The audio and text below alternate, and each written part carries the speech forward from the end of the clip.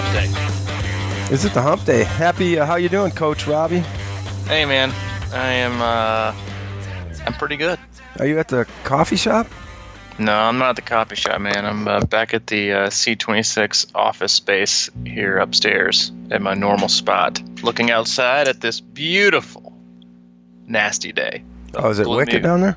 Gloomy weather and rain, but hey, nothing to complain about in reality because, we're just getting the residual effect of Irma and all the other stuff, so could be a lot worse. Just it's that time of year too. The leaves are turning, which is I'm okay with, but it's just that it means winter's coming. Which I've been living in Kansas City for 2 years. Like I got a little more accustomed to the cold, and I actually don't mind it. I like running outside in the cold, but I know for actually quite a few athletes I've already heard from this week that say it's not lacking motivation, but the lack of sunshine and stuff that usually brings on the eagerness to want to get outside and do stuff is starting to wane. So difficult time of the year for some people.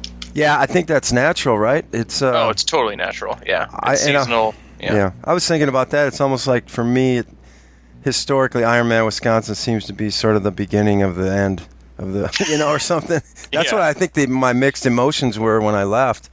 It's sort of like, man, this thing's over, and now it was such a big lead up, and we had 20 people or so up there, and now it's like, I just think, it's one of those times where you got to, especially if you did the race, you got to get some rest in, but it's also, like we talked about many times, this is kind of the part where you're starting to be able to work on things to get better, and it's that time of year. But, Wisconsin's still beautiful up here. That's why I postponed my trip back, actually, because I knew it would be all jacked up for the drive today if I went down there. Yeah. So I'm just going to come down tomorrow, be back in Nashville. Yeah, we'd love to have you back, man. Yeah, it'll be good back. I hear you might go riding the Trace on Saturday. Yeah, I'm going for sure. Whether you join me or not is TBD. Yeah, I'll probably see you on the second loop. I figured. So we'll see. But, so I've been up here. I didn't bring my bike, so I've been trying to do this big swim run block, and it's going all right. It's going all right. I'm doing a lot better than I thought I would, actually. Man, we've been crushing it on our Louisville 100-day videos. Oh, I know. I was thinking about that, too. I think we should, we should just start it now and count it down. Do the reverse countdown. I'm in. Yeah, 32 days. 32 days, 32, 31, then count down to 0. I can nail that because I just get to look at my watch. Yeah, that'll be a lot. And that way I have to ask you what it is, actually, because I have a hard time figuring that stuff out. That's okay. Just watch. I'll try to get my video to you earlier so you can just see it and know it's 32 days and then go from there. 32 days. Now, does that mean 0 is the race day? I don't know. You know what I mean? I always get confused. It says 32 days till Sunday, October 15th, 2017. Oh, okay. So something like that. I mean, whatever. It is what it is. What else are your athletes saying? The athletes after the race and stuff like that. How are they feeling? What's going on? Oh man, you've got every end of the spectrum. People want to get started back tomorrow. Chasing the next thing. People already signing up for another Ironman. People want to take a little bit of time off. It's really kind of it seems like it's been 2 weeks, but it's only been 3 days. And it's this is what I call the debrief period, and so I like to kind of just touch base and see what the athletes think and what they thought of the training and the preparation and the execution, and then it's a really great time of year to work backwards. You need a little bit.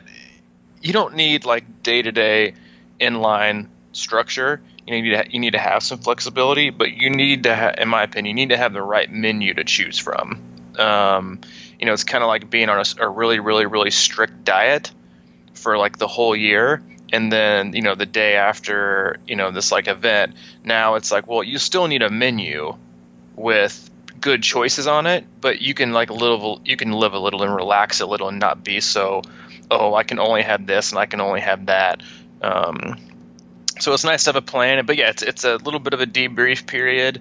looking back, and then we'll see, where, areas we can, improve on, and things that we liked and didn't like, and move forward. So yeah, it's a ton of transition right now with coaching in general. So I just got, a lot of athletes just ended and looking to start in base training. A lot of athletes are going to take a little bit of time off. I've got athletes peaking for Chattanooga and Louisville and other races. And then I've got other athletes like in big builds, especially that are international athletes, because they, their main part of the season is December, February, March, April. And so, it is never ending. Mm-hmm. But yeah, a lot of them are, chomping at the bit, or, need a little time off. And usually I have to, tone them down a little bit, especially one specific athlete who just rocked it at Wisconsin. He was like, all right, let's get to work. And I was like, let's relax a little bit for a little while. Rest is our friend. Yeah. And soak it in, and, we'll hop back on, some structure training and some guidance here, and then slowly move our way back into, the next phase of awesomeness. So yeah. a lot going on. I'm always curious about that because, obviously I think it's important to kind of just, not be so regimented, but a lot of people just like to stay regimented in their lives. And I think that obviously is a, good way to go about it and everything like that. I can't continue on and on and on, but sometimes that gets me in trouble. And then also I like to think about how, when I started this race, even five or so years ago, racing, I heard how Ironman can literally wipe you out fatigue-wise for months, Oh gosh, yeah. But my question becomes, because we're seeing more and more people do multiples and things of that nature, and I think that there's probably a couple things at play. The more people that do it, the more experience they get, the more they know their body and everything like that, better coaching and all that sort of stuff, and just resiliency. But I still have this question, as to the long-term impacts of that kind of thing that I don't know if we really know the answer to yet. Well, yeah, I think a lot of it has to do with how you choose to recover. Do you choose, like, you have two different methods, or you have two different kinds of people usually. You have people who, like, literally the next week they party like it's spring break. Yeah. They will eat like shit, they'll drink a ton, they'll sleep like crap because they're out doing stuff and hanging out, which is, hey, if that's your thing, go for it. Been there, done that. But just know that you just did the most grueling event you've probably ever done in your entire life. And recovery and sleep and nutrition and hydration is paramount. And so the amount of time that it takes you to bounce back physically is directly determined by how you treat yourself those first 48, 72 hours after you race, in that whole week. And what you usually see is those people are always usually the people to bounce back quicker, mentally too, because they don't feel so exhausted and fatigued. Yeah. Because they've hydrated, they've recovered, they've eaten well, they've gotten maximum sleep. They've kind of soaked it all in, and then they feel better because I think people forget, like, you are in better shape now. It's not like, oh, well, now I'm back to out of shape. Like, you just did this huge event and this huge training stimulus. You could actually use it to catapult you forward to something even better. Or you can just, take, 30 steps forward and then 15 steps back. It's kind of how a lot of people treat the later season race, and they just kind of use, October, November, December to, get lackluster, and then with that non-regiment, non-organized training schedule comes not setbacks, but stale. You become stale, and you just don't get any. A lot of times it's just about hanging on. You do need to rest, you do need to recover, you don't need to hit it hard, but there's a lot to be said for how you treat yourself after the race. Yeah, and I know that you have a lot of you've thought about this a lot and have a lot of well-designed and thoughts on coaching-wise as far as how to handle the off-season, which does become I'm a perfect example of that. I've kind of done it that way, where I've, let it all fall apart and everything like that. I think it was the first Wisconsin I did, and then we did, about 3 or 4 of us did the Goose Pond half about a month or so later, and I didn't do one thing in between that race. So, I mean, that's a testament to A, yes, you are in a lot better shape, and B, I literally did not. I don't know if I did anything. Maybe I don't know, a bike spin or something like that. But the point being is I fell off, and then I just had to kind of go through the old struggle again. But that's just sort of the nature of my, I don't know, beastly personality or whatever it is. And I've been thinking about that going into this race in Louisville because, I mean, frankly, you're wired, you got that kind of adrenal thing going, right? And it's pushing you, and that's sort of a mental driver. And then I know that I've been drinking like too much coffee, for example, so I'm getting ready to kind of start my coffee wean because I can't, I never perform to that level when I'm drinking a lot of coffee. And so I just have to start thinking about stuff like that. And I think that's what can happen after you race is you sort of want that same sort of energy feeling. But you're not exercising, so you start turning to the sugar and the coffee and everything else, and that starts another loop of that you're gonna have to dig out of. Exactly. Another cycle. Yeah. So that's the. Are you already dreading it? You kind of sound like you are. What? The post Ironman Louisville haze. Well, no. I think the most important. When I think about it in terms of, man, do I got to keep swim, bike, and running? Yes, but I have, we talk about it.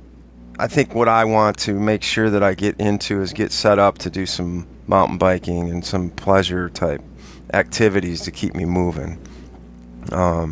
It can be a little daunting though. I mean, like I know how that's going to feel, and it's such a relief, and you kind of want to just kick back and enjoy the spoils. And then, of course, we've talked about it many times with the 2-3 weeks later, all of a sudden the Ironman post-depression comes in, and then you're it's getting cold and dark and shorter days and all that sort of stuff. So yeah, I mean I think that might be one of the keyest periods for someone who keeps doing Ironman races or any kind of triathlon. Well, I mean it's also about and you see this with, and we talk about this, I know, like all the time, is the quicker somebody bounces back is usually dictated by how they approached the race. And is it a bucket list item? Because if it is, then all bets are off. Their bike's probably already on eBay, or they've gotten the bug and they're just totally zoned in. But if it's always about getting better, then you already have this mentality that, okay, the race was good. I see some areas I can improve on. Now what's next? It's about your evolution of as an athlete, and it's about self, doing, like I said, it's like a personal debrief. All right, this is good. This needs work. I need to be more committed. I need to be more consistent. I need to focus more on my bike. And then and the other half of it is, let's not jump to conclusions. This is a time of year where a lot of people, all right, well, I've got to work on this, or I've got to start changing everything. And before you do that, you always, all right, well, did it? I was actually texting with somebody this last night. I was like, don't forget that, what got you here is the same thing that's going to get you to where you want to go. As everybody gets to a point where they start to really like hit their numbers and reach their abilities, they're like, all right, well, now I got to change things up, and I got to do it differently because I got to get better. Because that's exciting. Something new is always exciting. But the reality is the biggest determining factor in success is consistency. Yeah, people who are consistent. I mean, it's the athletes that I have that are just incredibly successful all the time are without a doubt the ones that are the most consistent. They limit stress in their lives. They pick and choose things that they take part in. And it's not that they've, they're not. It's sometimes that can be hidden in like when people say, "Oh, you're just sacrificing a lot." I'm like, well, no, I'm not. Like, I really enjoy getting better. I really enjoy this sport. It does a lot of good things for me. So I don't have any problems cutting anything out. Because this thing that I'm doing, this thing called triathlon, is actually good for me. Mm-hmm. So why would I want to give it up, or why would I want to go a different route, or try a new style of training, or it's just that commitment to moving forward in the next phase of your kind of evolution, which is the trickiest part. Because a lot of people will look at themselves and they'll dissect their training in the perfect vacuum. Like, well, I thought I would be here. If let's say if somebody's who wasn't happy with their race. Oh, I just really thought I was going to be here. Well, why the hell did you think that? Mm. Was it based on reality? Yeah. I was having a discussion with an athlete that I coach over in Australia, and she was like, I was ready for, I was hoping my run would be faster, around this point, I'm really happy with it, but I thought this and I thought that. And she was just like, oh, well, I guess I did have a traumatic birth experience and emergency surgery. I'm like, oh, yeah, that. Yeah. Those are kind of things that can, you have these preconceived notions of like how you want things to be. And that's always best case scenario. But rarely ever does life dish out best case scenario. And so it's all about adapting and understanding and honestly, like my main job as a coach is to guide athletes to a healthy and happy, training lifestyle. But the biggest part ultimately is providing perspective. That is like the number one job of a coach is to provide perspective. Mm-hmm. That's to provide perspective going into races. It's to provide perspective coming out of races. And it's not to limit people's expectations, but it's to bring them back into reality and sometimes remind people, like, remember that you did have this. And and a lot of people don't like to use this because they'll think of them of excuses. But when you line people up on a starting line, and let's just say there's 10 people, every single person is going to have a different route of how they got to the start line of that race. Mm-hmm. Some with more stress, some with less stress, some with perfect. You're going to have the single mom with 2 kids, working 2 jobs. You're going to have the white collar dad whose wife stays at home and watches the kids and has expendable income. You're going to have the mid-20s person who is like just scraping by on their road bike and just happy to be there. You're going to have every single so that's like when you look at people's times and you look at it would be great like if you scrolled through like Ironman.com and results or the athlete tracker and you clicked on a person's name, instead of it telling you like where they came from, it was like Mike Terali, entrepreneur, owns his own business, picks his own hours, 3rd triathlon, started training 100 days ago. Mm-hmm. Instead of what we see and then what we expect, because it's all so different. And I always like to remind athletes and just anybody in the sport in general, like, always remember that. And that's the most important thing, is just having the right perspective and being objective. And honestly, those are the 2 hardest things to do. I agree with that, for sure. I mean, you get caught up in, I think a lot of us get caught up in, and it's easy to do, individual swims, runs, or bikes. And then all of a sudden we start looking at our potential and we say, well, we can do this, we can do that, we can do that. That's that tri-calc thing that I get into a lot too. It's like, well... Mm-hmm. But the reality of it is, when you put that together on such a big day like that, you probably, most likely, and a lot of times I haven't trained specifically for the long race. You know what I mean? I've been doing my training. That's why as I get more and more into this, like, I ran yesterday, for example, and I really try to mentally and physically simulate what's going to be happening at certain points of the race. I've had enough experience now that I know what's going on, and I look for I don't know how to describe it, man, but like sometimes I get in a form and I'm like, I can feel how I can do this, you know? Mm-hmm. And instead of like me just doing a one-off run, even if it's a 10-miler or something like that, or a 15-miler, whatever, and being like, yeah, that's the way to do it, man. You know, I can, if I can do that after the bike, you know, it's like, come on, man. We get these expectations in our head, and the reality just, I don't know. But then I also, on the other side of the coin, know that some people can pull that together. So there's all these variables, and who knows what the reasoning is in their particular case, you know. I don't know. I'm getting lost in some weeds here. But,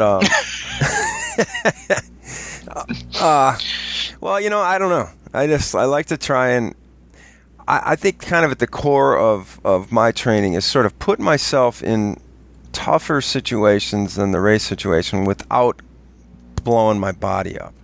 Yeah. So, you know, you get experience. You know how you hear all the time, they practice harder than they play. You know, they hear that a lot in football or whatever, or basketball. You put yourself in situations that are tougher decision-making places in training. But I think that can really backfire if you overcook it, you know? Yeah, I mean, honestly, that brings me up to like another topic, is that you like, the more and more the closer you get to your specific race, and you know, most people are in these like Facebook groups for their specific Ironman, or they're just online with friends, and you have Strava and all these things, and like you see these just like astronomical, quote unquote, epic training days, which I think are ridiculous. The only day that you need to be quote unquote epic is race day.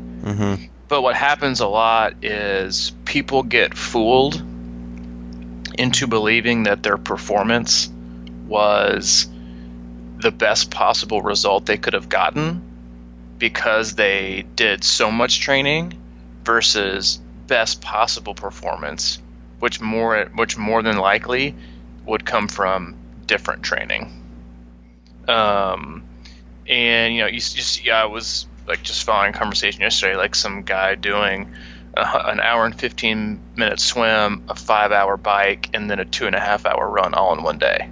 Oh man, that's like literally worst idea ever. Yeah. But you know, it's like, you know, it's like I think he was commenting like, I just want to know that I'm prepared. No, you want to know that you can finish. You know what I mean? Exactly. Like, well, there's a fine line, and is this workout a performance booster or a confidence booster? And a lot of people get in these traps of like performance boosters, and like you have 90-mile bike rides and 14-mile brick runs, which is just stupid. You know, I'm not telling you have a horrible coach, but I've never talked to any high-level coach that has ever had their athlete run off the bike for something that insane. Most coaches don't even like to pair up their long ride and their long run together on a Saturday, Sunday, if possible. I mean, it's got to be done in a lot of cases, just because of the nature of you know, people's schedules, and it falls on Saturday and Sundays. But just because Saturday and Sunday is the weekend doesn't mean those are the best times to do to pair together your long ride and your long run. Because see, what happens is that you do these long rides, and sometimes or even like when you do a long run the day before a long ride, like your long ride is going to be horrible. But if you really, really, really want good feedback, and you really want to know what to expect on race day, then you can't always pair your long ride and your long run together, because you're never going to know what's possible when you're fresh. Like this sentiment that you need to know what it feels like to run on tired legs. Like, yeah, we all know that you're going to be somewhat fatigued, but the goal is to get off the bike fresh, and as fresh as possible, so that you can actually run fast. You don't want to train yourself into a fatigued state to know and be comfortable what it feels like to run in a fatigued state. Like, yeah, do you need to sometimes? Absolutely. And is there like a small sample size that, you know, that those are good for when it comes to a stimulus and response and adaptation scenario? Well, sure. But ideally you want people to. I mean, Wednesday or Thursdays are two of my favorite days to do long runs, and it's because you can do the long run and have a good successful session. Because especially when it comes to, or do a split run, because if it comes to a successful session, especially with running, when you want to minimize risk and minimize the ability and the opportunity for any kind of additional stress and fatigue and injury, because that's just how hard running is on your body. Like, you don't want to run already just trashed, because your form's going to be terrible, your frame's going to be collapsing. Like, there is not much good to be gathered from that scenario. But you'll see people who go in and train 20 to 25 hours a week, and let's say that they're like, oh, I'm totally prepared, and they do like a 10:30, and you're like, see, like I knew I was doing it right. Well, who said you wouldn't have gone sub 10 if you'd have gone a little bit less and came in more fresh? But once you get to that point, it's almost impossible to tell that person that less is actually more. And there's this great quote that I love from Sebastian Kienle, who knows a bit or two about training, and he said, if you feel fully prepared for an Ironman, the reality is you're more than likely completely overtrained. And that is so true. And it's like, yes, to an extent, do you need to prepare your body for the demands of the race? Yes. But that comes from consistency in training and slow builds. You don't need to prepare your body for the damage of the race and what it's going to feel like afterwards, because like the accumulated fatigue and just how much you just torture yourself, I mean, it makes me cringe. I feel sorry, but you can't tell these people that what they're doing is wrong, because a lot of people think, oh, more.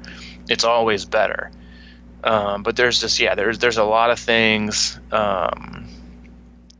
and it's way overdone, and you see it so often. And I actually unfollowed and detached myself from the Ironman Louisville 2017 group, because I was just like, all right, I gotta go. I got other things to do, and I don't want to sit here and see people doing 100-mile bike rides and 15-mile brick runs and ruining their race a month out. So you pulled out, huh? You just shut her down. Good for you, man. Yep. See you later. Well, yeah. Possibly. I mean, the key, I guess, is that you can. It's like, where's the wake up? Call for people. I've for whatever reason, I've just never been that guy. Even I don't know if I just knew it internally that what I just listened, like yesterday when I did that. I guess it was 9-mile run. I did loops, 1.5 mile loops on like kind of a trail meets. It was sort of gravelly, hard dirt meets pavement at times, and I just kind of went out there and loosened up, and then just I was doing sort of descending loops, just trying to speed up my next loop just a little bit, a little bit. And then I got to and then my last one was going to be a cool down loop, and I got to that one and I knew I was done. I mean, that's when it was like, all right, I felt like some advantages from this run. I felt like there was some little bursts of hills that I had to deal with, and I felt I felt myself starting to get that pain and the soreness and stuff like that, and I was like, you know what? That's just what I wanted to wake up, but not destroy.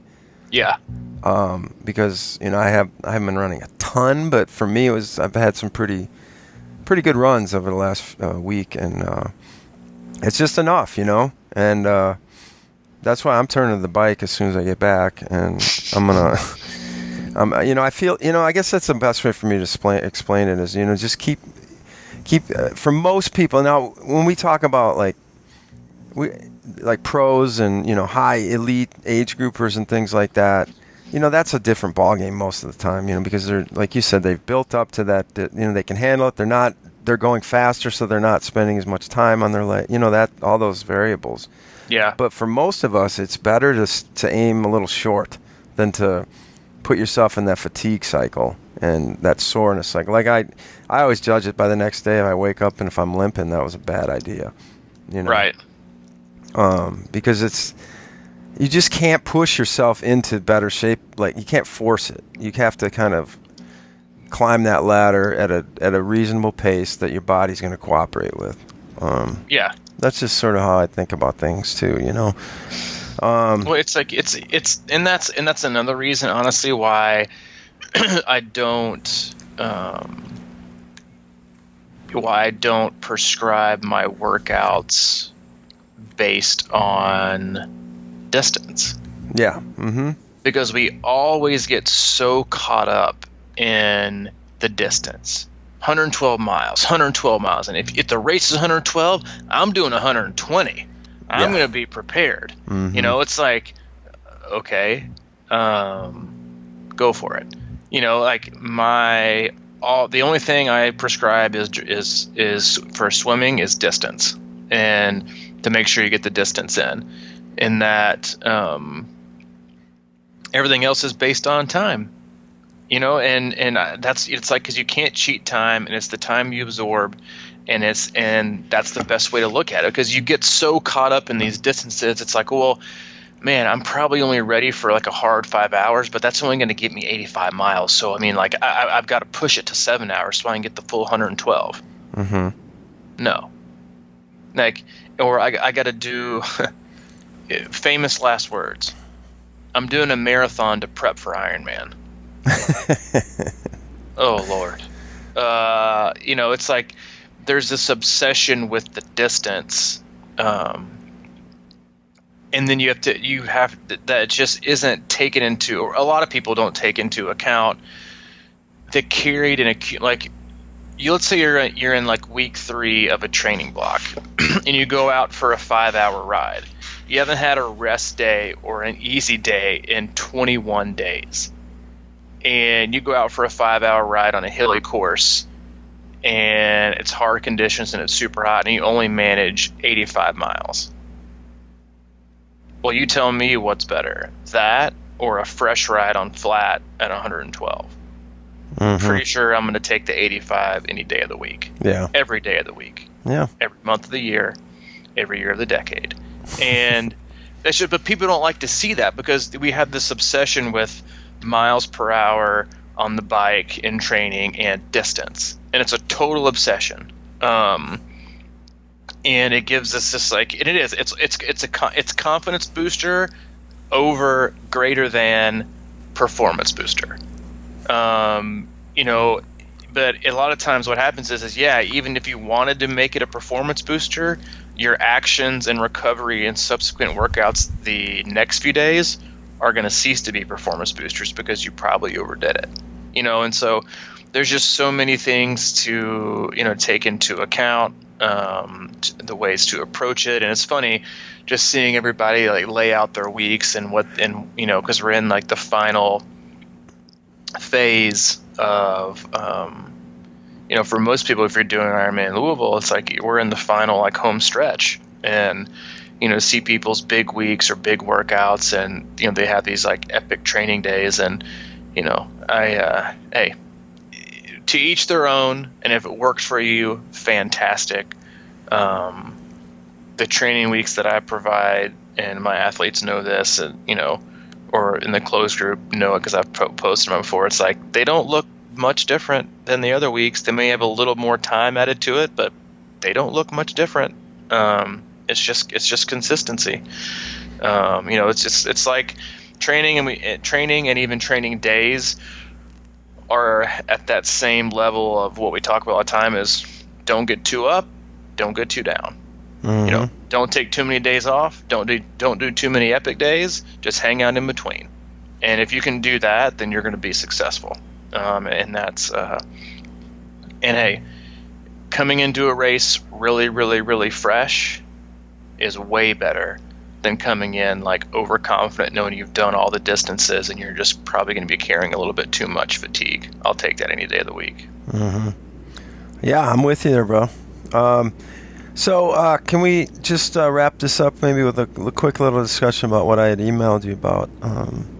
Because I was really, as we had talked about it a lot with the swim at Wisconsin, and wanted to see I really wanted to see how that wave start worked, but more importantly, I was kind of interested in people's feedback the day afterwards. What they went through and how they experienced it, and if they thought it was better or worse or whatever. And then so I followed one post in the Wisconsin training group, and the guy posted, for those of you who have done Wisconsin in the past as a mass start and did yesterday as a wave, I'm just looking for some feedback on the difference in terms of both start and congestion on the course.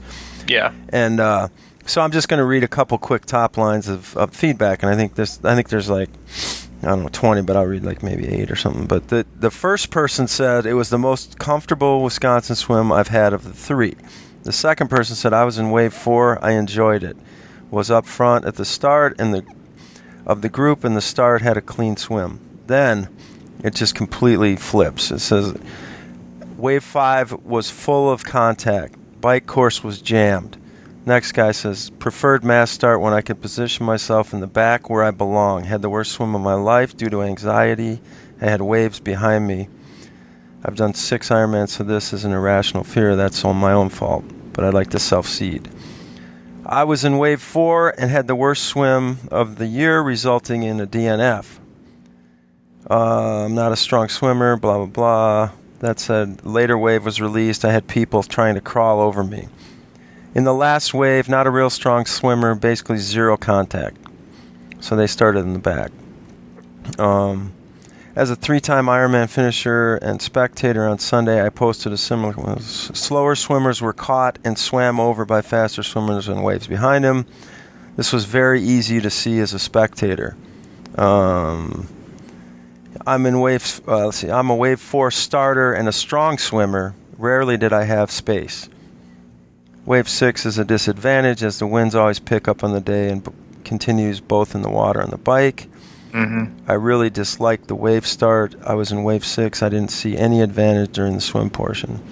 Wave 6 here came out of the water in 1:19, was happy, but could have been faster if I didn't have to go around. And you get the idea. So yeah. Again, underwhelmed. Yeah. I just everything there was kind of what we expected. I think mostly it was the fast swimmers were at an advantage in the back. The slow swimmers were at a disadvantage in the back, and the slow swimmers were at a disadvantage in the front. And again, I didn't read too much in here about the anxiety that I anticipated, but there was some, of course. But anyway, it doesn't matter. I guess it doesn't matter. I don't even know why I'm so obsessed with it, really. But I just thought, like I said, going into that the first time, I just thought it was the coolest thing ever that I'd done in sports. Just participate in that mass start, and I just thought it was, cool stuff. So, and the other thing I noticed was, there was one, and we can wrap this up. But there was one post in there about the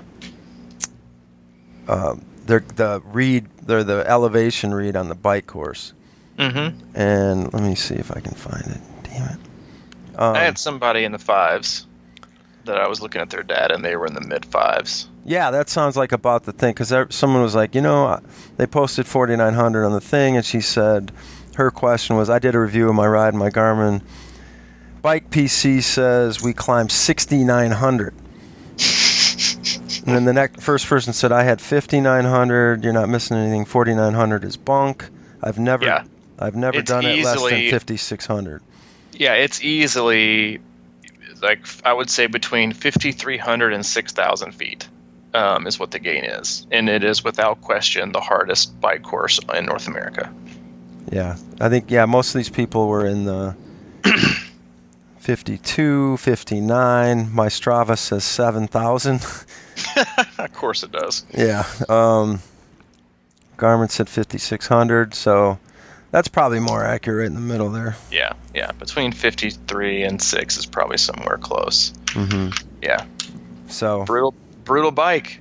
Trying to make it seem. I think it brings up a question: is they're posting 4,900 that they don't want to deter people, and now they're doing a wave start. They want to make it, seem a little more friendly. But is it really, what they're saying? I don't know. It's going to sell out anyway. I know, that's the thing. And that's what I don't understand is it sells out every year. It's an amazing race on Well, it every sells level. out because it sells out because of the crowd support. Yeah, the crowd support. That's the only reason. It's a great time of year. It's in a great city, and it has some of the best, if not the best, overall spectator support and volunteer support and support from the city of any Ironman that I'm aware of. Mm-hmm. And that's why, if it's going to be hard and it's going to be lonely, then no thanks. But if it's going to be hard and you're going to be supportive, then bring it on. Yeah. And so I think it attracts that kind of person because of those things, and that's why it's always successful, because you still know what you're going to get. It's going to be tough. Mm-hmm. And so people who choose Wisconsin don't choose it because it's easy. Like a lot of people will choose these super, I just know some athletes that literally never choose a hilly race. They just don't. Mm-hmm. They're obsessed with PRs. And PRs are meaningless because it's all based on the course and the conditions, and they'll always choose flat races. It's like you don't know if something is your strength, and you won't know if you're good at something, and you won't know if you love it until you do it. Mm-hmm. So maybe you've thought yourself into being weak on hills, and the reality is you're actually pretty strong at them, and you may be actually better at doing them than other people, or you even doing flats. So live a little. Don't choose races based on the finishing time. Don't choose races based on how easy the course is, or how easy the downstream swim is, or if it's wetsuit legal or if it's not wetsuit legal. Last time I checked, you weren't signing up for an Ironman because it was easy. You were signing up to challenge yourself. Mm-hmm. And so if you're gonna, and to me, that's the perfect. That's the good happy medium is find a race, a venue in a city that inspires you and that sounds like fun and that your family can get jacked for, and then you find it challenging. Not, I could totally do that. Man, that's going to take a lot of work. I'm in. And choose one like that, and those are the races that stick around and people really get behind, because I think that people even in that town understand how difficult it is. Mm-hmm. And they understand how hard it is. And it's man, we need to cheer these people on because this sucks, and this is hard. It's not like you're going down to Florida and getting a pancake flat everything in perfect temperatures, and so it's they understand what you're about to embark on. And I think that also helps people leading up to in preparation, there's that healthy level of not scared, but man, I can't be skimping. Mm-hmm.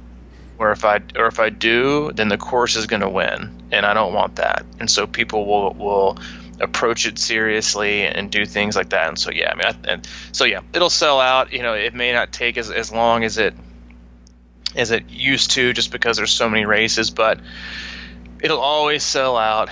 I can't ever, see, the city banning it, or them not renewing it. It'll always be, and it's one of those oldies but goodies. It'll just always be there, and if you want a piece, go get a piece. Mm-hmm. That sounds good, man. Well, sells out tomorrow. Crushing Iron Podcast. You're welcome. We're going in, postseason for a lot of people, and there's a lot of people still have races left. But if you've thought about, going to the off season with some coaching, or into next year with some coaching, check out our website, crushingiron.com. We've got a coaching tab. We've got different tiers and we got our pricing on there, and everything's laid out for you. So feel free to check it out, crushingiron.com, and get in touch with us, and let's make it happen. Let's do it. Anything else, brother? That's all I got, man. Back to work. Training plans calling. Okay, cool. I've got a couple meetings right now, and then I'm gonna try and finish up the Ironman Wisconsin tribute video. All right. And have that. I'm gonna try and get that posted tonight. If not, it'll probably. Well, I'm gonna do it. I'm gonna do it tonight. Screw it. I'm gonna get it up and get that out, because there's a lot of cool. I was working on it. It's pretty. It just kind of gives me chills just to do this. So. If you get that up tonight, it'll definitely. Wisconsin will definitely sell out before the weekend. No doubt, no doubt. Yeah. Well. All right. Well, we'll do what we can, and hopefully, maybe someday we can get that race director on here. Yeah, someday. If you know him, send him our way. We'd love to have him on. Yeah, love to talk to him. We love that race. You know, it's like my baby in a lot of ways. It's like your baby. Well, I don't know. I'm obviously a lot more passionate. It's the only child you're ever gonna have, so you might as well just call it your baby. All right, cool. Me and Maddie. That's right. Nothing wrong with that. All right, I will catch up with you soon, bro. All right, man. See you, dude. See you. Bye.